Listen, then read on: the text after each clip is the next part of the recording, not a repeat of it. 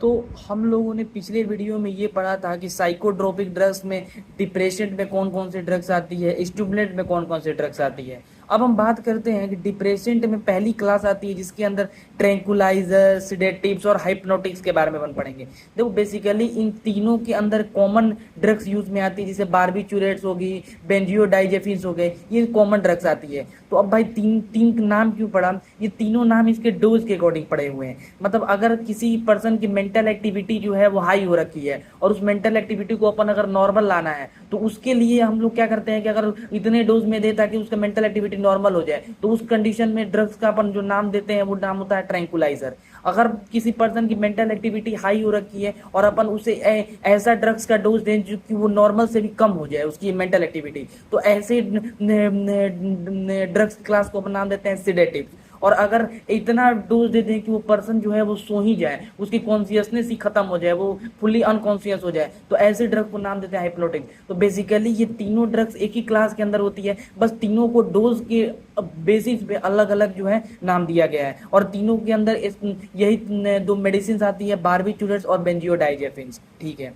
अब अगली जो डिप्रेशन के अंदर ड्रग्स आती है डेट इज ओपियोइड्स। अब ओपियोइड्स के बारे में हम लोग क्या पढ़ते हैं मैं आपको बताता हूँ। देखो ओपियोइड्स को जो है हम लोग नार्कोटिक एनाल्जेसिक कहते हैं।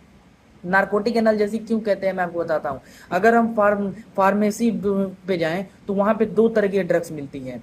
एक होती है नॉन नार्कोटिक एनाल्जेसिक जिसको कि हम लोग नॉर्मल पेन किलर्स कहते हैं, और एक होती है नार्कोटिक एनाल्जेसिक जो ऐसी ड्रग्स होती हैं जो कि स्ट्रॉन्ग पेन किलर का काम करती हैं। तो एनाल्जेसिक का मतलब होता है पेन किलर, और ऐसी ड्रग्स जो पेन से रिलीफ दे रहा है ऐसे ड्रग्स को अपन नार्कोटिक एनाल्जेसिक ड्रग्स कहते हैं। तो ये ओपियोइड्स जो है उसी के अंदर आती है। ओपियोइड्स के अंदर एक स्पेशल क्लास की ड्रग्स आती है जिसका नाम होता है opium Poppy plant. Opium Poppy जिसे जिसे हम लोग इसका नाम पेपेबर सोमनिफेरम भी कहते हैं।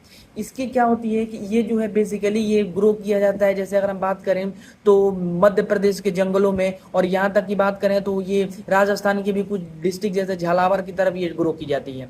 अगर हम बात करें तो इसमें से इसका यूज कैसे करते हैं, तो सबसे पहले पेपेबर सोमनिफेरम पॉपी प्लांट्स लगाए जाते हैं, और लगाने के बाद जब ये प्लांट ग्रो करते हैं तो इनकी जो फ्रूट आती है, उस फ्रूट आती है जो कि अनराइप होती है, उनके अंदर एक चीरा लगाया जाता है, कट लगाया जाता है, और उनके अंदर से लेटेक्स निकाला जाता है, और उस लेटेक्स के अंदर जो है मोर देन 25 एल्कलॉइड्स होते हैं, और उन्हीं एल्कलॉइड्स में से एक एल्कलॉइड्स आती है जिसे अपन मॉर्फिन कहते हैं, जिसे नेचुरल एल्कोलाइड कहते हैं। और इसका यूज जो है वो pain killer, strong pain killer की तरह भी किया जाता है, और कुछ और भी नेचुरल एल्कोलाइड जैसे कोडीन जिसका यूज कफ सिरप बनाने के लिए भी किया जाता है।